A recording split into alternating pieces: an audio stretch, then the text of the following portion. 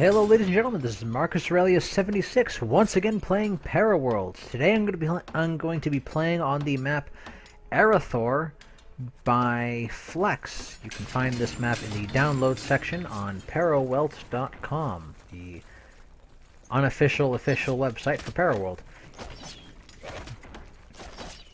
Now, this is a custom-made map. It is very, very new, much newer than many of the maps I've played before. And I will be doing a sort of semi-review, semi-let's play. I've already played this. You notice I'm not actually doing anything.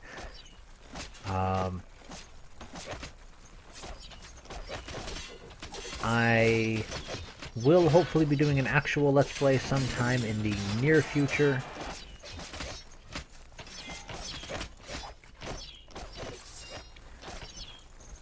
But I don't think I will be soon, mostly just because of work and time.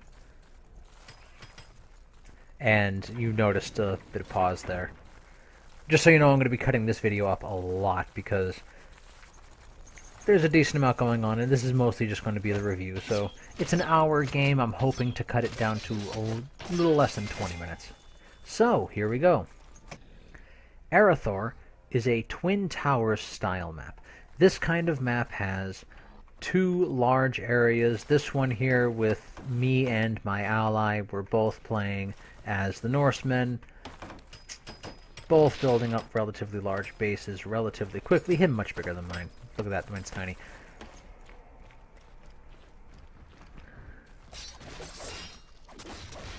With the other side, on the opposite side of the map, with the Dragon Clan and the Dust Riders.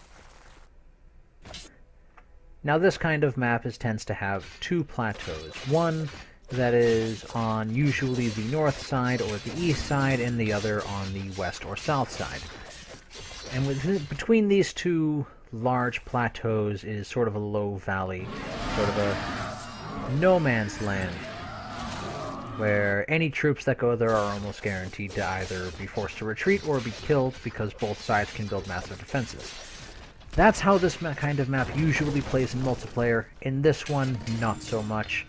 Once you build a wall here, the AI realizes it can't go through here without destroying the wall, so it just goes all the way around. Sometimes that can be better. In this case, it's not. Like, look at that. Look at that. Look at the distance you'd have to go for this player to go. So yeah, this map is very, very pretty. Flex did a very, very good job designing it. Now each side has advantages. The bottom half, the southern side, has defensibility. It has two very small entrances, one here and one here, which I built a wall in front of. Beyond that, in the rear, there is only one small port that would be behind my base. I can only build one dock on it, one harbor on it, so I can only have one, so our side can only have one harbor. My ally is technically capable of building it. There is a large dock right here, dock space right here, but normally they would be behind your fortress, and this one is in front of his, so it's in a very non-defensible location with two Gigantosauruses right there, so it's not the best place for him to build. He's very dissuaded from building anything there. Now the main downside for this group is, one, there's not many access points. I can't build a huge dock port and build tons of ships to have total naval superiority, and neither can my ally. Plus we have very, very limited entrances, so if an enemy were to try to attack us, they'd know exactly where to start building their defensive line, about 5 feet away, in an area where we would not be able to move. So this is a very defensive-oriented location, not an assault-oriented, but it is very, very easy to hold. A couple towers built along this cliff face here, or this cliff face here, and any air attacks would be completely useless. You have this large area right here where you can put artillery pieces to fire down on the valley below, and you have a double cliff section right here that could very easily be built into a very powerful defense. So this is a very defense-oriented area. The northern half of the map is much less defense-oriented. Their openings are much larger, so there's a much bigger area that they need to defend if they want to keep enemies out. However, they have two very, very large docks, very open for unit building. The AI obviously never actually uses their ships if there's a land connection. But in multiplayer, this would be a very, very good map for this. They also have much more open space. It's very difficult to see, but they seem to have just total surface area, much larger space. Also, these guys on this side have two openings to make up for this one wide one, two smaller ones over here. Now, the most important part of one of these kinds of maps is the middle area, the area where they're all running around killing each other. This is the no man's land because nobody owns it, theoretically. The no man's land is usually rather narrow, and in this case there are two sections of it, one narrow, one wide. We're going to focus on the narrow one for now. It's very, very pretty looking, and you might not notice it, but there are a ton of resources around here, from animals running around and fruit bushes for food, a large forest area for when you run out in your own area, and a decent amount of stone. And when I say decent, I mean really, really decent. And the no man's land is very, very, very important for one major reason. Now, Paraworld is not very good at this, mostly because of the trade system, so I can just build 2 trade outposts in my own base and a whole bunch of trade wagons and just have them going between each other and make a crap ton of money. So resources aren't that important, but being able to gather these is much quicker than building trade wagons. Now here's the big thing that makes this important. The stone near your base, I think I've already run through it and moved over here. Yes, I did. Or at least am starting to. But the stone over here is worth 2,500. The one that was in my base at the time was worth 2,500, and I believe the one these guys had access to was also 2,500. No, okay, no, around 5,000. 5,000 each plus a 2,500 in the middle. So a grand total of around 12,000. That's not a huge amount in this game. That's not a lot. But however, if you go into the no man's land and look at the resource nodes for stone, you have 5,000 in the middle and 8,000 in... Is it 8,000? It is 8,000 in either corner. That's a big deal. That's a really, really big deal. Because that means that if you want to get an edge over your opponent by gathering resources faster than them and using them faster, you need to be in this middle zone. And with 4 players and 3 nodes, there's going to be conflict if everyone moves out into the map at the same time, which is good, which is something you want. You want people to run around and try to murder each other in this game. That's kind of the point of Paraworld. There is no diplomacy setting in this game. Well, there's a diplomacy button, but I don't think anyone ever clicks on it except to help their own allies. So that is a basic descriptor for what you can expect on this map. There are 1, 2, 3, 4, 5, 6, 7, 8, 9 stone deposits on this map, with 3 on either side and 3 in the middle for everyone to fight over. Yeah, it's a very, very well-made map, and very goddamn pretty. I mean, seriously, just look at that.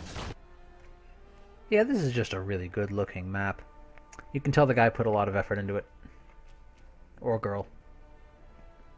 Flex? That could go either way.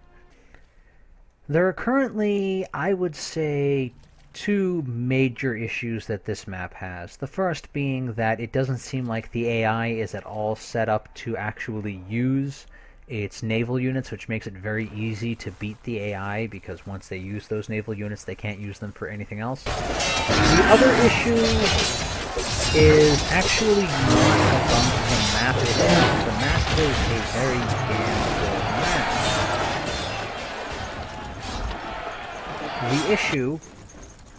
The issue actually stems from these guys. The passive or aggressive wild animals are spread out around the map. There are a decent number of them, and the big problem is it doesn't seem to be set up so that they actually move around. They're just kind of standing here frozen like a still image. This is not a still image. You can tell that by the moving waves in the background, which I'm pretty sure stop moving. Hold on, can I check that? I would have checked that. Yep, they stopped moving. Okay. I didn't know. So yeah, it's just one of the minor gripes I have for this. So I'm just going to spend the next short while looking for cool scenes in this. And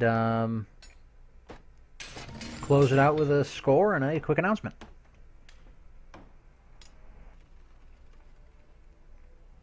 Now that's just a nice little view, isn't that?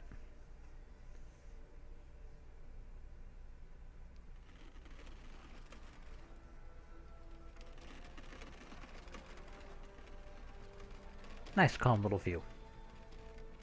I mean, the only other gripe I can come up with is that he put dinosaurs on this map that is traditionally, I feel like, shouldn't have any dangerous big dinosaurs on it. It should mostly be Ice Age creatures, but that's just a personal gripe. It's really nothing to do with the game itself.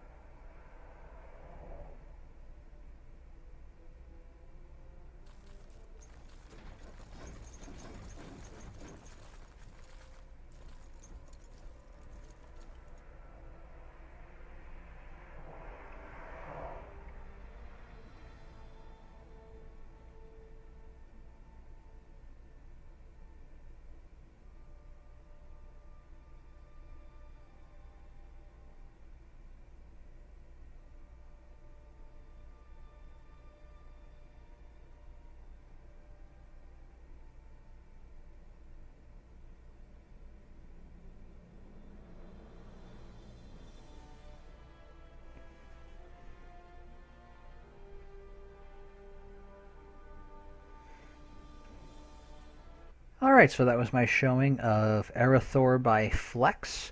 I will have a link in the description for you to download it from Paraworld.com. The final score I am going to give this map is going to be a 4 out of 5. It is a very, very good looking map. It's a very, very good strategic map. Very good for skirmish, very good for multiplayer. Overall, in every way, it's good. It just has a few minor problems, like some of the animals don't move around a lot. The AI isn't well optimized for it, which I think you can do in the map editor, though I haven't really looked into it, so it might just be a personal gripe. So yes, it is a good map, and I definitely suggest downloading and trying it. Announcements. My next video is going to be about Fallout 4. I will be doing a short tour of my fortress that I built in normal mode. I was thinking about doing a playthrough in normal, but unfortunately I am way, way, way too tough in normal. Like, seriously, super tough in normal. So I don't think I am going to do it that way. I think I'm going to try a survival mode game, which I've never done before. It's supposedly much more difficult, and I have a bunch of mods that's just going to make it even more so difficult. After that, I have several different versions of a skirmish game that I'm going to do in Paraworld, Battle for Middle-earth, maybe Rise of Legends or Stronghold 2. I don't know what I'm going to do with it yet.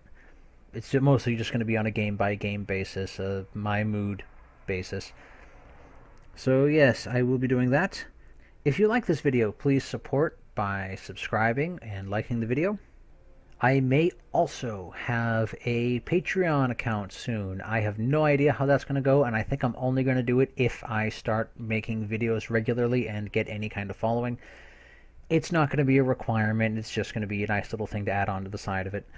I'm still undecided if I'm going to do it yet because I don't like handouts. But yes, so I may be doing that soon. Also, please join our Steam group. I will be having a link to that in the description. We will hopefully be doing some form of events at some point in the near future, or distant future, or at some point in any future. I'm hoping to get a few of the bigger players from Paraworld into the Steam group. The Steam group's name is Paraworld. I will be putting it in the description. Join us. Become one of us. And enjoy an active community that may or may not actually play the game. I don't know, because the community is pretty inactive so far. We're hoping to make it a big deal.